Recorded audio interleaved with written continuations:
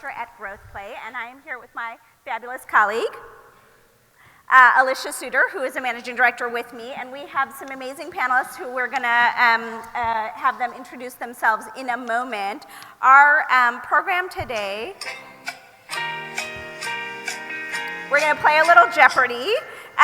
So we're going to play some CXps Jeopardy! And have you all play along with us. And through the process, we'll get some insights from our panelists about their experience specifically related to not only sort of elevating CXps, but really across an organization and through the power of collaboration. So that's going to be the subject of our conversation today. I'm going to hand it over to my panelists to introduce themselves, tell us who you are professionally, and then give us a personal nugget. Fun fact, all right. Hi everyone, I'm Jenna Shipakasi. I am the Director of Client Development and Strategic Growth at Jenner & Block. We are about a 550 lawyer firm headquartered in Chicago. I sit in DC. I run a team of about 20 people who handle everything in client development, client feedback, client loyalty, and client experience. My fun fact is I have 16-month-old identical twins at home who I'm very excited to see again tonight. Who have new feet and are walking with them. They do. Hi everyone, my name is Liz Boehm. I think it's working, yeah. My name is Liz Boehm. I'm the Director of Client and Business Development at Benish. We're a law firm of about 450 attorneys based in Cleveland, Ohio. Our marketing and business development team is about 20 people. We have 8 on the BD team and 1.5 who are focused on CX.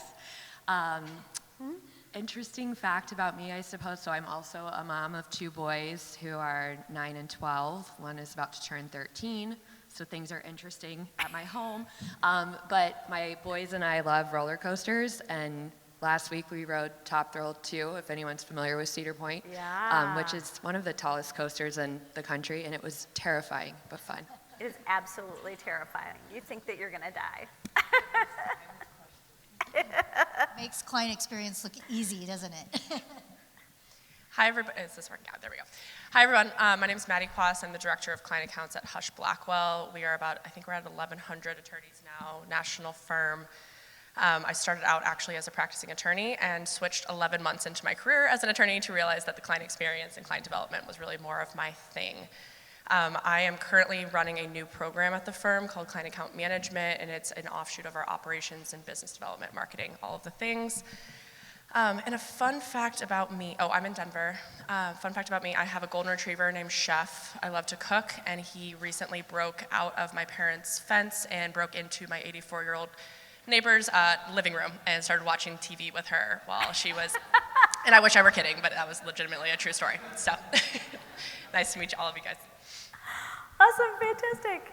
Well, let's dive in. So I am playing the role of Alex Trebek, and in our pregame draw of straws, Liz won, so she's going to pick on the game board where she'd like to go first. Let's see, how about we go with Fan the Flame for 100, Alex? You've got it. Fan the Flame is a daily double. So the daily doubles, we've got 3 daily doubles in our program, and our daily doubles are going to be audience participation questions. So this is an opportunity for you all to ask a question. Did I go to the wrong? I went to Small Axe, not Fan the Flame. My bad, girl. Fan the Flame for 100. Yes, please. Okay, Fan the Flame for 100. This client-facing initiative was used to identify early opportunities to elevate CX. What is client feedback? Ding, ding, ding, ding, ding! So at our firm, we've had a client feedback program for probably 15, 18 years.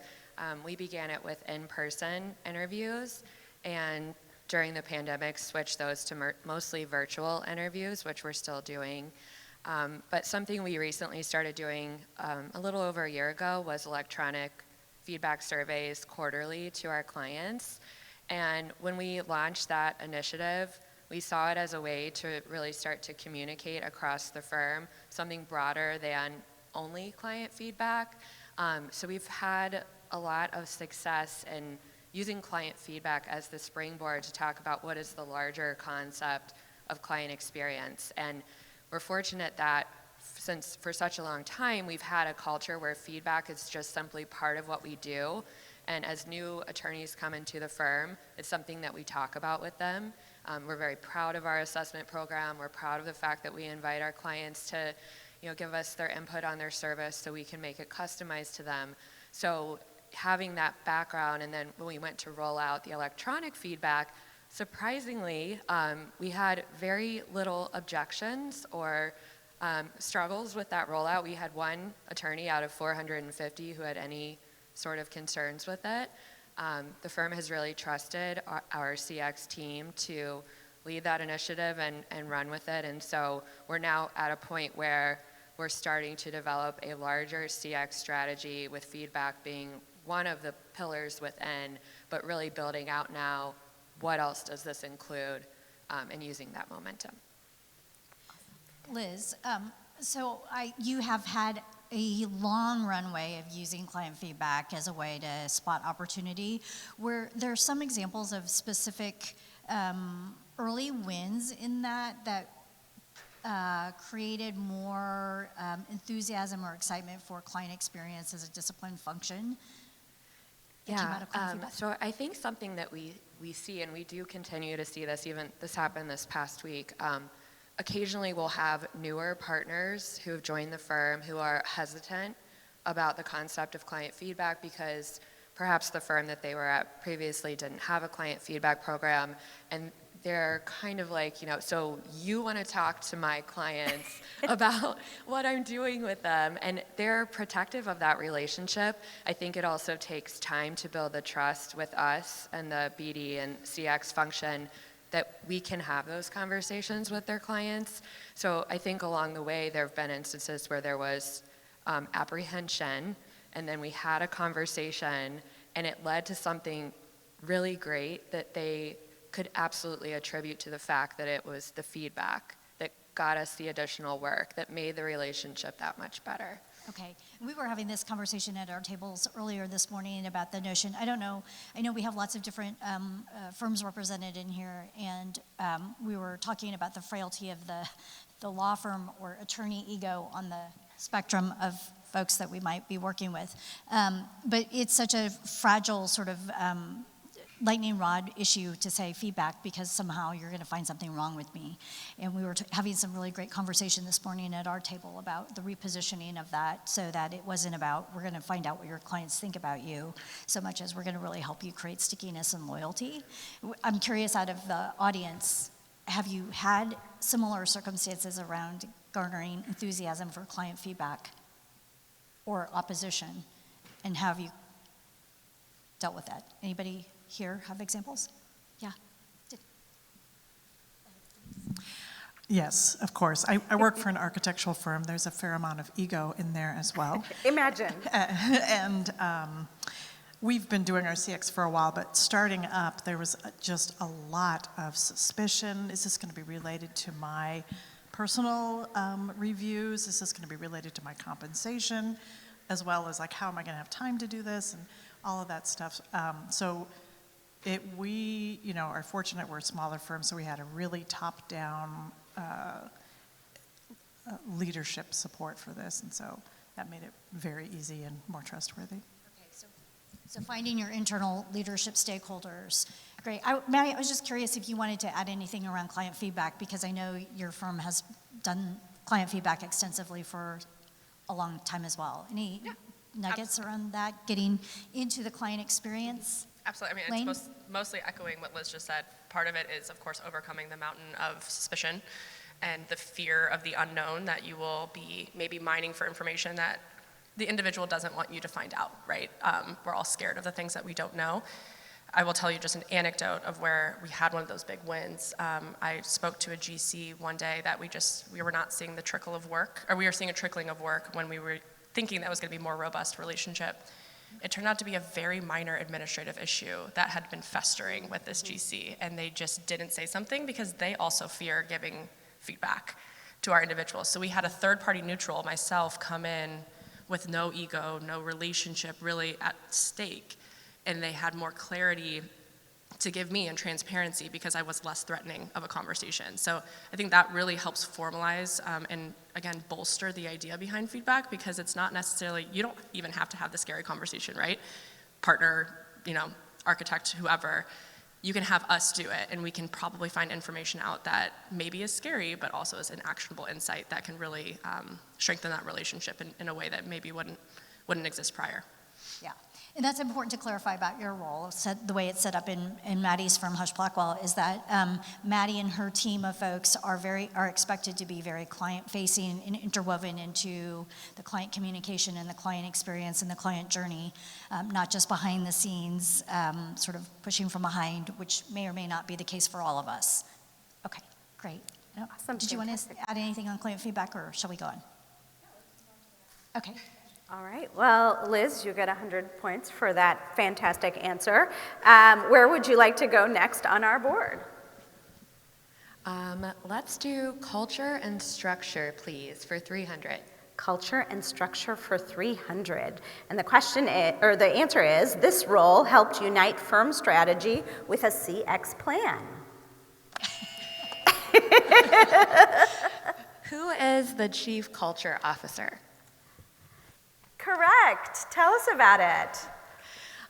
So around the time that we began to talk about launching electronic feedback surveys, the firm also began an initiative around firm culture. Our firm has doubled in size since the time the pandemic began, and so something that we've been very focused on is working to maintain the culture that fueled that growth in the first place and not moving too far away from that. So as part of the culture initiative, the firm appointed a chief culture officer. It so happened that this individual is also one of our most beloved partners in the marketing and BD space. We work with him frequently. He's a great cheerleader of client development and client service. And when he began to form the strategic plan around firm culture, something that he expressed from the get-go that would be one of the priorities of maintaining culture is a focus on client experience. And little did he know that in the background, we too were planning, after we began to roll out the feedback surveys, we really need to think about a larger CX initiative firm-wide. And in doing that, who might be a good person to help us champion this and really get buy-in. So this attorney, whose name is Jared, has been just a great partner with us. He's been in discussions about forming the CX strategy.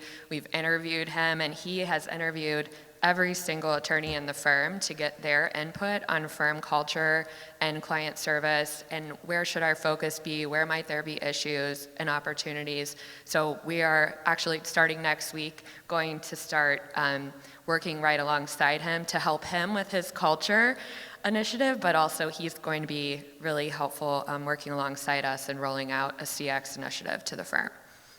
Yeah, I think that's an interesting sort of take on how we think about CX, because we often think about CX as sort of its own little thing. But, and I actually, in all three of your cases, CX sort of has been a natural evolution of the culture of the firm, and how that has then, different levels of intentionality around how you're marrying those two pieces. But to Denise's point, finding early on top level stakeholders that actually care and can champion, we all know that that's important.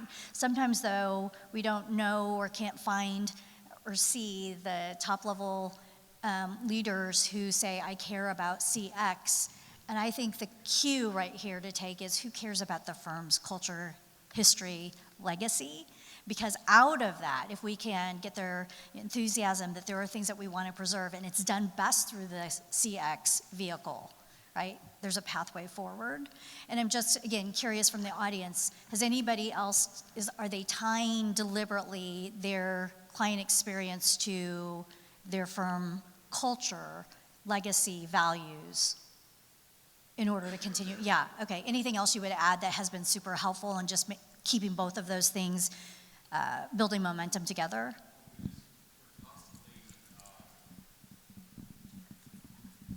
Well, it's just constant messaging, and because we've always got turnover and we've got new people coming in, so it's just repeating the same messaging over and over and over and over again. Okay. So repeating, but the thing is that you then have the benefit of it being authentic because, right, everybody has culture and the values that they care about somewhere. It was me, but we worked together. Ah, there you go. Okay. Okay, great. Fantastic. All right. Fantastic, Liz.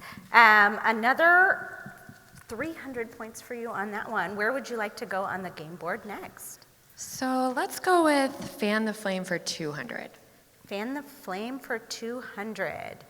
And the answer is, this lawyer-facing initiative shed light on structural challenges that led to broader CX insights.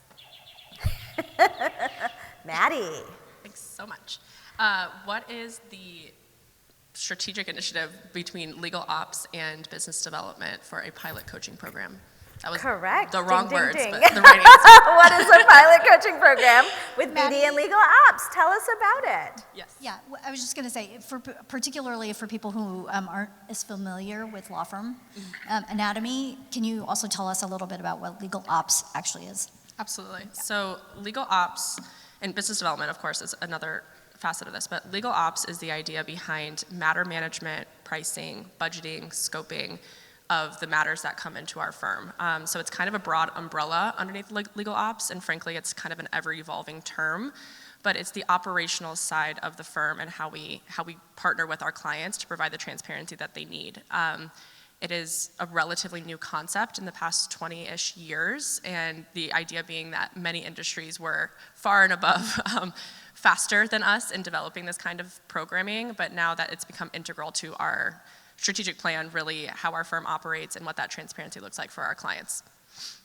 But for the pilot coaching program in general, so basically through the firm and how we've grown, we've also just completely exploded really in growth. And we had a lot of operational inefficiencies that we were seeing, and some of our client relationships, we were trying to level up in a way that made sense and was seamless and efficient. And especially trying to, again, create that transparency with our clients in terms of partnership opportunities, ways that we can differentiate ourselves in the marketplace, that sort of thing. And so one of the opportunities we had was a novel one where we combined both our legal ops team, so the operational side of the firm, and our business development and relationship development team, and partnered with partners around the firm to see if we could create more comprehensive and collaborative solutions that did elevate the client experience. Because what we were seeing previously is if you focus on just business development, you miss all of those operational efficiencies that you could create, right?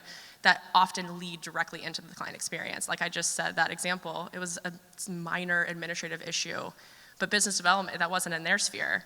And it certainly wasn't even on the radar of the legal ops sphere, so we missed it. But this kind of opportunity allowed for us to kind of unearth all the different opportunities across the firm, cross-collaborate amongst our business units and our, again, operations and business development side, and figure out ways that we could create even better work products for our clients, our internal clients, the partners, and then our external clients themselves. We had lots of different work products there, but a lot of them really developed into the client account management program that I now run, which is the idea that we have one individual who can be that point of contact for our clients. It's a non-billable professional that can then help oversee all of the administrative, operational, legal, substantive, and relationship development side of the firm and create that point of contact for a client that they otherwise have never seen before from a law firm. Fantastic. Anybody else doing anything similarly? No? Okay. All right. Maddie, Okay. that gives you 200 points for that question. And where would you like to go next on our game board? It's a really good question. I can't really see. You've got Fan the Flame for 300, Culture and Structure for 100 or 200, and Small Acts, Big Impact. Let's do culture and structure for 200. Got it. And that is a daily double. So as I previously alluded to, our daily double questions are going to be opportunities for audience participation. So this is an opportunity for you all to ask a question, in particular related to culture and structure and how culture and structure can affect collaboration that supports client experience. So anybody want to know anything about culture and structure and how that plays into client experience? Yes, please, and thank you. She's coming. She's small, so it takes a little bit.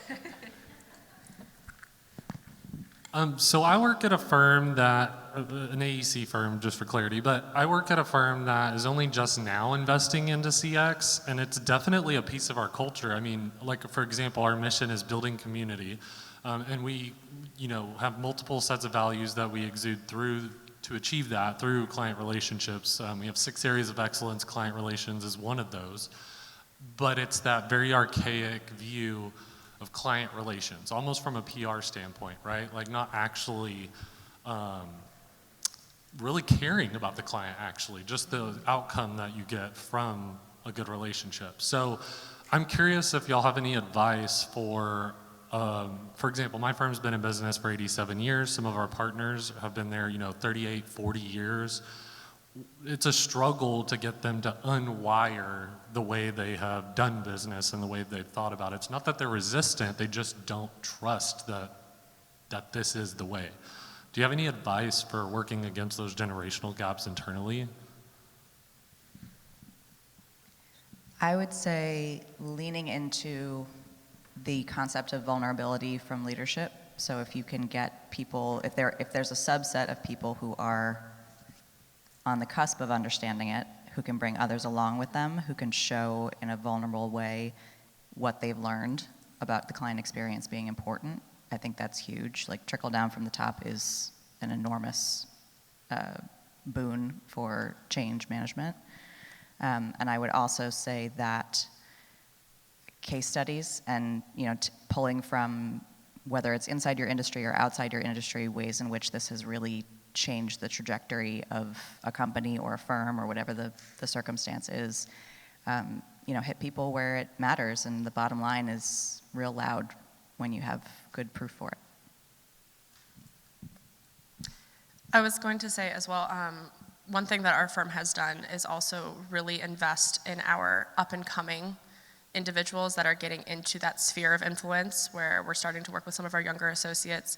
And to Jenna's point, we have individuals that come in that learning structure and provide those proof points, right? That help validate both the learning experience that we're providing and also how that exact proof point helped them in one of the relationships. Or to the vulnerability standpoint, talking through, I really struggle with this, getting to this point in my career.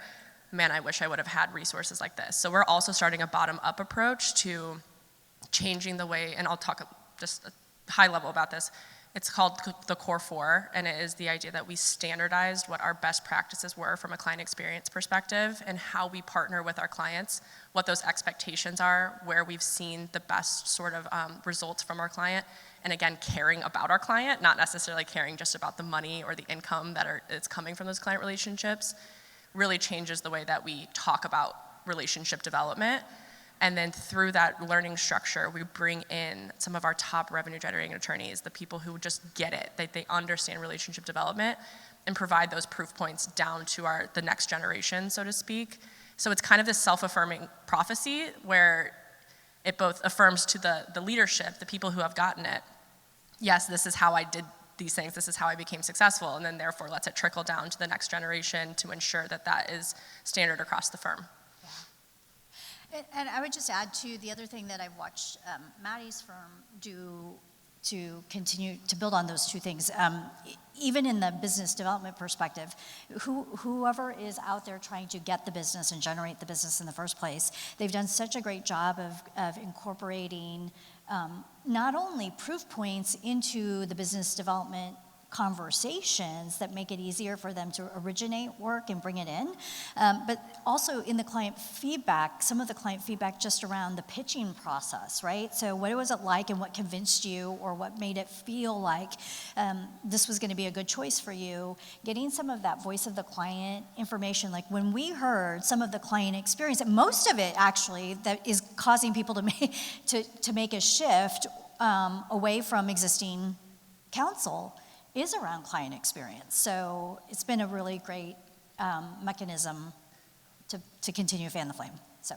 And one thing that I heard in your question was this, that we sometimes see, you were talking talking about sort of folks who have been there for 40 years, right? I think we sometimes see those generational differences or generational just sort of perspectives as an impediment, because often they are. And yet I think you can see from Jenna and what Jenna and Maddie said, right? Both Jenna's example of using your most senior folks and the ones who get it, or at least starting to get it, to be examples and examples and sort of proof points, both for their peers, which they're kind of the only ones who can influence their peers, right? But then also trickling down throughout the firm. But then also, as Maddie said, building it also from the bottom up, right? Starting from your next gen and letting them build their own momentum and not let the fogies stand in their way. Awesome, fantastic. Jenna, you're on the board with 200 points for that. Where would you like to go next on our game board? You've got Fan the Flame for 300, Culture and Structure for 100, and Small Acts, Big Impact. We haven't even gotten into it. Small Acts, Big Impact for 200, please. You got it. This practice was standardized as a first step toward elevating CX firm-wide. Maddie. What is new client onboarding? What Well, yeah, is new client onboarding? Otherwise known Correct. as the Tell us kickoff all about process. it. Obviously, I did not memorize my answers. Sorry. It's all good, girl. It's Same all good. thing. Okay, so when I was hired over to the client development team from the legal side of the firm, this is my big task. It was standardizing the new client onboarding process, knowing that it's such a massive point of really an inflection point for our client relationships, and it's something that law firms traditionally just do not do, nor do we really take advantage of that time with a relationship development standpoint. It's a tough task. I will say a lot of professional services firms, big tech, everything, they gotta get this right. If you think of anyone that you're operating with, they have that onboarding process down, right? You kind of have that roadmap, you understand what you're getting into most of the time. Sometimes it's even a little too much information with my email, but so to speak, onboarding was a thing that we just simply did not do standardized across the firm, and it was a big opportunity for us. And so what I spent my time developing was this idea that, first of all, we work with the willing. That is one aspect of it. I think all of us are nodding emphatically over here. We work with the willing, the partners who understand the concept of what we're trying to do and are open to this concept, knowing that this is actually a great opportunity for us.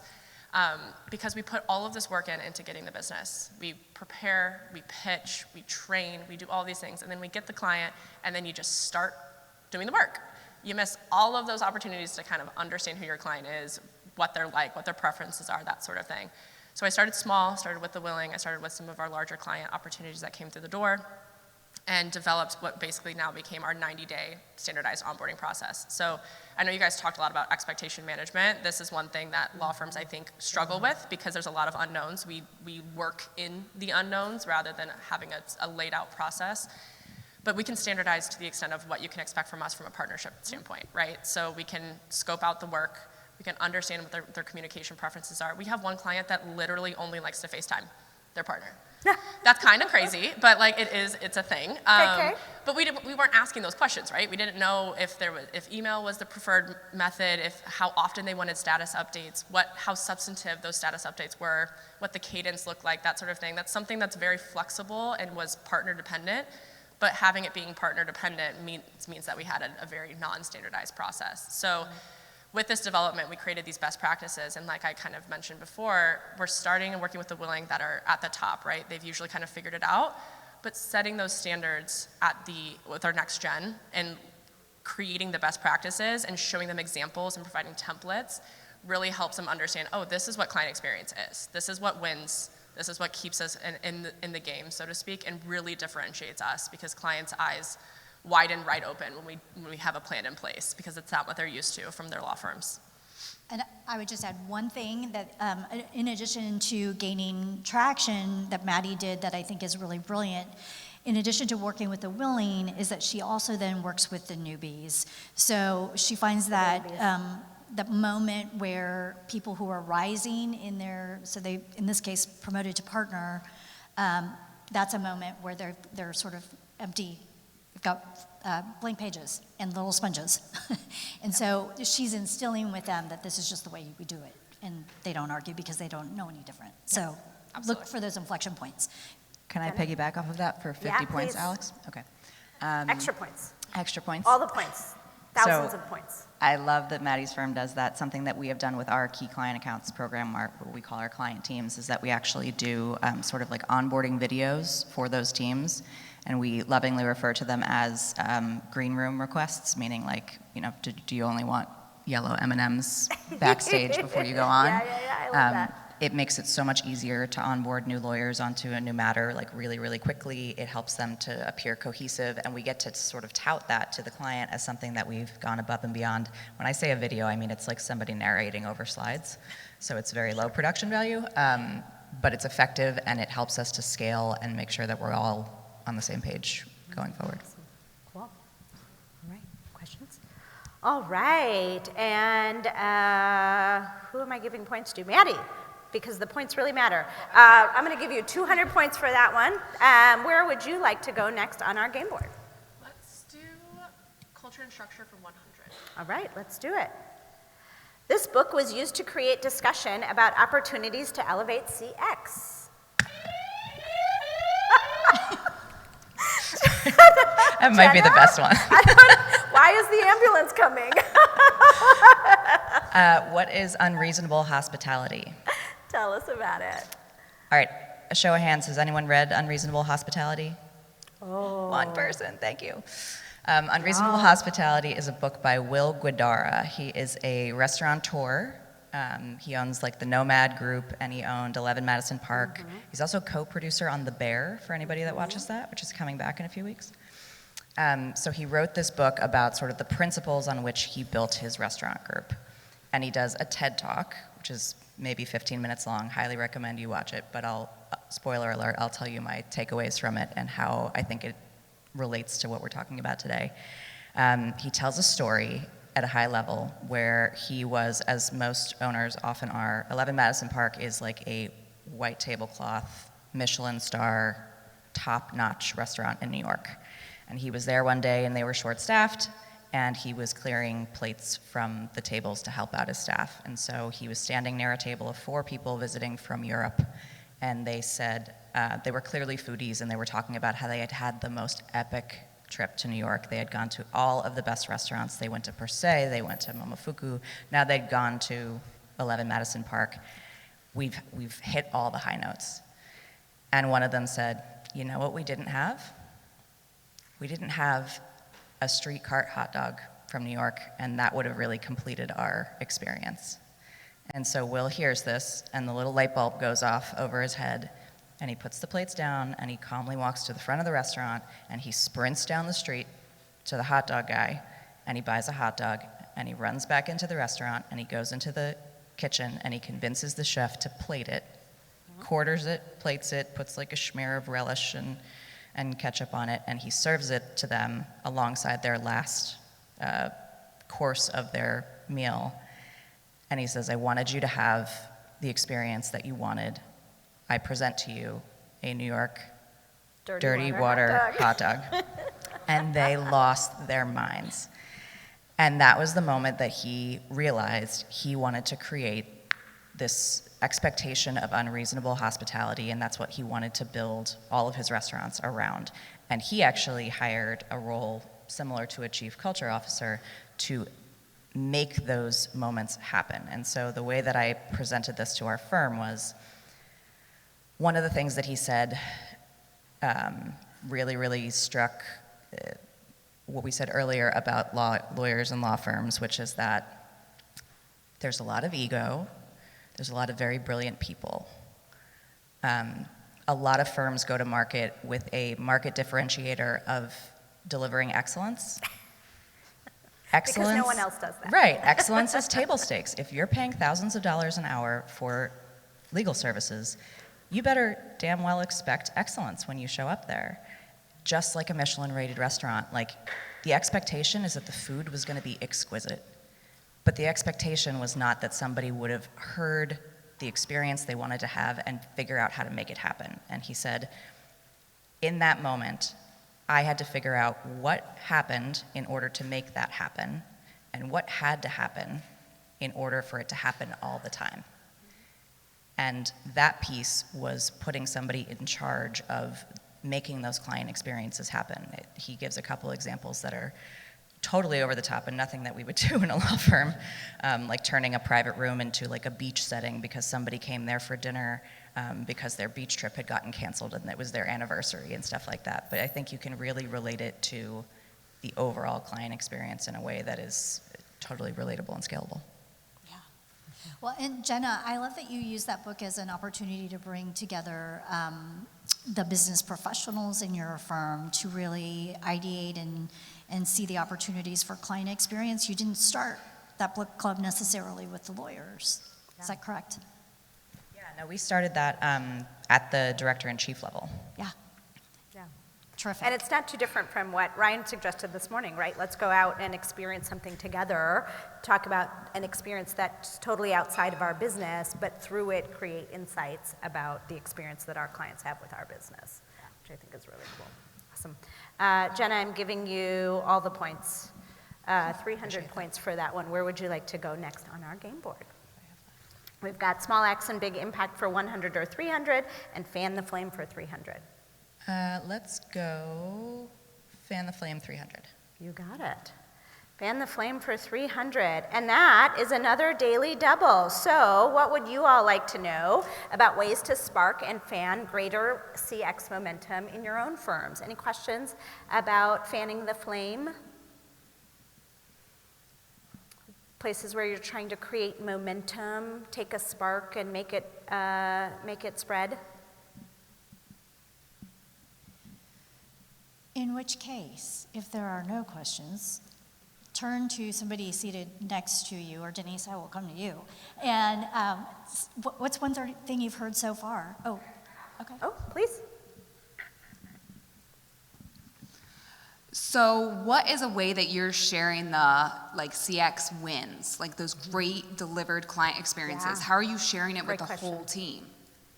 Great question. Yeah, so that's something that we've started to do to build the momentum going into when we get to the point later this year that we're ready to roll out what does CX at Benish mean.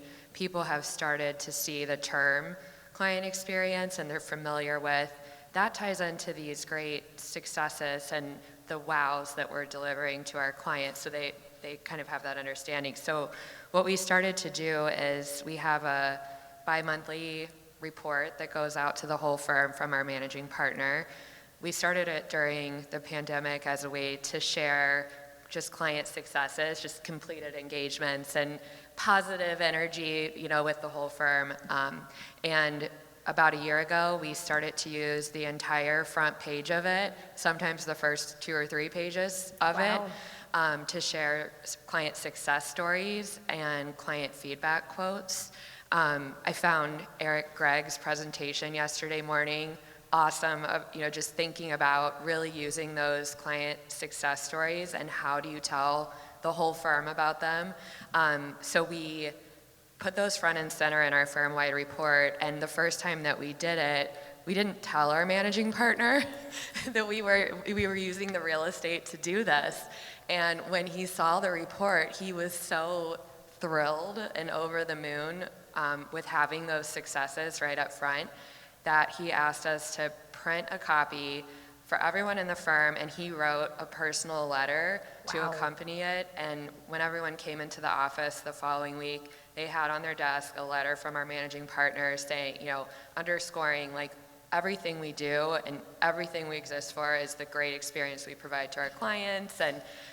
And he did that all on his own accord, which was amazing for us. But I think just looking for those little avenues, maybe it's an existing communication that you have as a firm or a company where you can just weave in those little elements.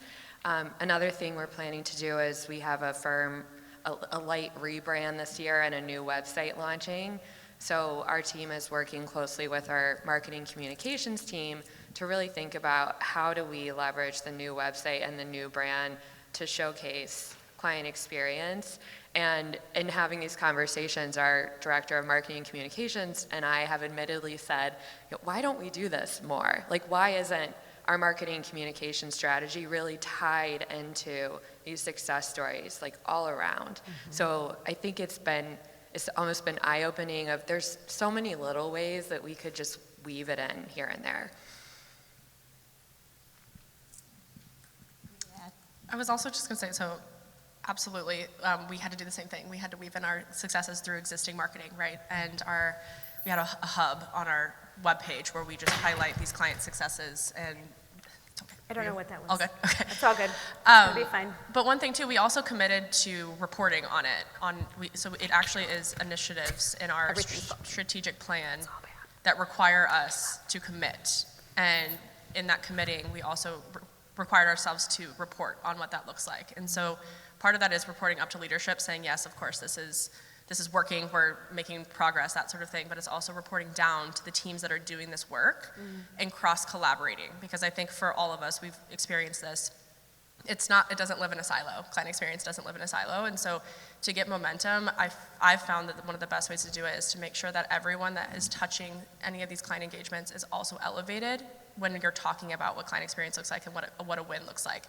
It just helps with a team management approach. It also makes people feel good about what they're doing and aligns with the greater good, which is the client experience ultimately, right?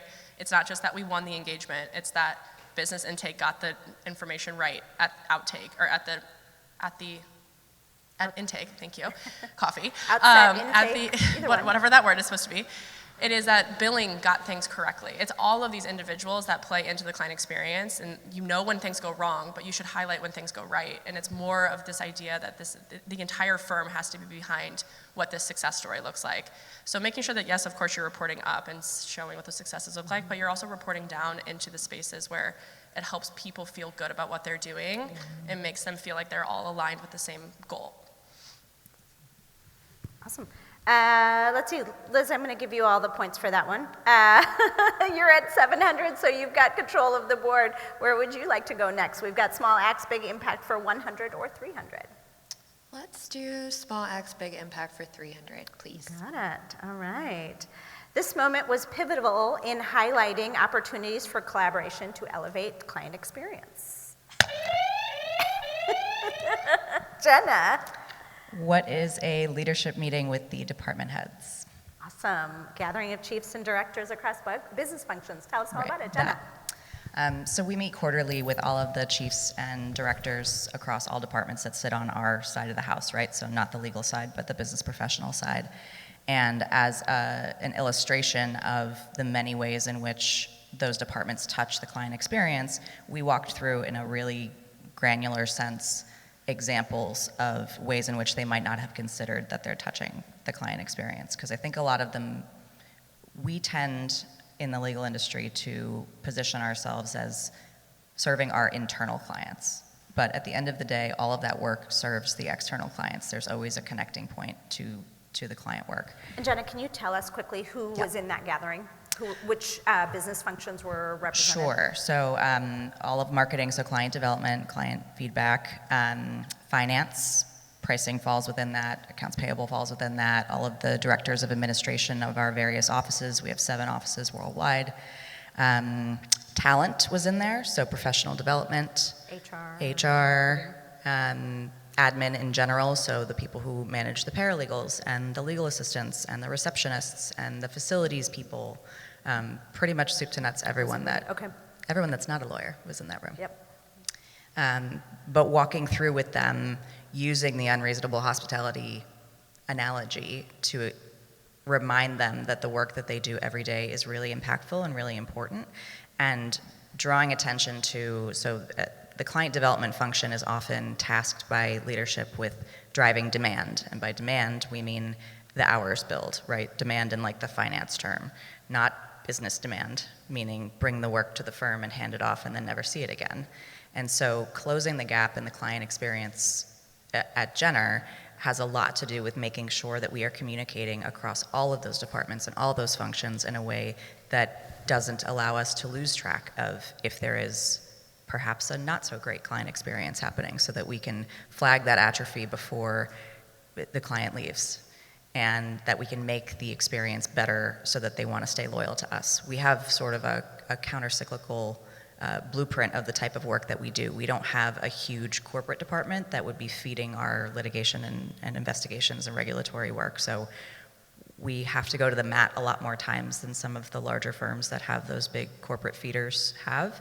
And so the client experience is that much more important. And each of those touch points, whether it's, the receptionist remembering somebody's coffee order from the last time they were there, or the pricing team really listening to the cadence at which they need to be sending invoices for somebody to be able to process them.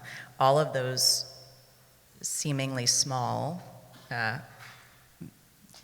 actions really do make a big difference at the end of the day. And so getting everybody in the same room to have that conversation holistically and then go into breakout rooms and discuss, like, what are ways in which we are doing a good job now? How can we elevate that? What other departments are dependent on us taking that step? And then what could we be doing better going forward? And if so, what challenges might we face, or what resources might we need to elevate that experience? So it was a huge catalyst in moving forward with our CX function. Well, and I think all three of your firms have done a good job of deliberately creating awareness and training for the professional side of the house just as much, or the professional business side of the house just as much as for the professionals. For the audience, I'm kind of curious, are you all, is that woven into your client experience sort of blueprint? How are you bringing along not just the people who are obviously client facing, but the people who are either client touching or client supporting, and creating, a common culture of client experience, what that looks like, and their role and impact around enabling, or in some cases being frontlines. We've got a great story of another client where, again, they were training everyone at the firm about the importance and the value of and the dedication to client experience, such that the receptionist was primed. And so there was a client that was coming in for a meeting, and she overheard one of them as they were speaking, waiting in the lobby, about his plans that evening were to take his wife to dinner. She was going to come downtown and meet him, and they were going to go celebrate a major milestone anniversary. And the light bulb went off in her head that, that's actually kind of important. She went and communicated that piece of information back to the partner. The partner then was able to say, let's call ahead to the restaurant, because she had heard what restaurant that they were going to. Let's call ahead to the restaurant, make sure that there's a bottle of champagne waiting at the table. And when the couple goes to pick up the check, just tell them, congratulations, it's compliments of our firm, right? We're excited for them to be celebrating this anniversary. We believe in long-lasting relationships, those kinds of things. Anyway, right? So that's the power of client experience when we are teaching everyone within the firm about client experience. And I'm curious if you all are embedding that, and if you have great examples of how you're doing that. Anyone? Yeah? So we have an internal professional development series. We call it Taco Tuesdays, because if you want people to learn, you give them tacos. So I, of course, asked if I could present on client experience, because like Liz, our company has basically doubled since COVID. So there was a lot of people, and I'm still just trying to find that way to talk about client experience. So as everybody was shuffling into the basement, I sort of set up my own little experience, sort of relating to airlines. And certain people I gave assigned seats. Others I let choose their seat. Others I had this bougie section where it's like they got all the extras, the extra dips, the cinnamon twist from Taco Bell, sort of set up this experience, but I didn't tell them anything about it, just to create conversation. So I was I didn't have the funds to take people to different experiences like Ryan, recommended. So I tried to create that experience there. And, certain people weren't comfortable because the assigned seats were up front by me, and nobody wants to sit by the speaker, as you can tell, sort of the empty tables. But that's one way I tried to do it. Thank you for that great example. That's a really fantastic way of doing it very creatively when you don't have tons and tons of resources. That's awesome. Anybody else have a good one like that? Or just what they're doing? Doesn't even have to be good. No? Okay, I think we've got one. Jenna, I'm giving you 300 points for that one, and we've got one last place to go on the board, small acts, big impact, and this is our last daily double. So anyone, what would you like to know about other small acts that generate CX momentum? Anybody have a question around this? Or maybe we can use that as a question. Do you all have anything else that you'd like to tell us about small acts that create CX momentum? I guess I would just say that, so the question earlier about how do you get traction and try to get buy-in across the firm, especially across generations, and maybe not everyone's on the same page with client experience. And I think the one thing that has been helpful for us is really trying to keep the word small in mind. I think when we started to talk about we need a CX program at the firm, it was so overwhelming to our team who, we're trying to figure out, in the law firm industry, not a lot of firms have CX programs. So it wasn't something that was easy to say, okay, let's just start doing X, Y, and Z. But what we tried to do was to look for just small little things we could start doing, weaving success stories into a newsletter, using the feedback that we're already doing, and then I think something we've tried to do as well is to find just a couple of internal champions, or even if it's a partner who maybe isn't completely bought into the idea of CX, but we work with them frequently on marketing initiatives or business development, and they trust us. I think it's using that relationship to make a little progress and say, since we're doing this and this, would you be open to us also talking to this client, like finding out their preferences, building more of a account team around them to fully service them.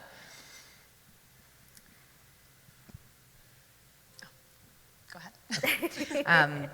Sort of piggybacking off of that, I would say that using it as not backing down in what you want, because it's not something that's often met with immediate receptivity, illustrating it in the ways that we've talked about here today, but also remembering that it shines a light on people who are not always in the spotlight. At least I will speak for my firm.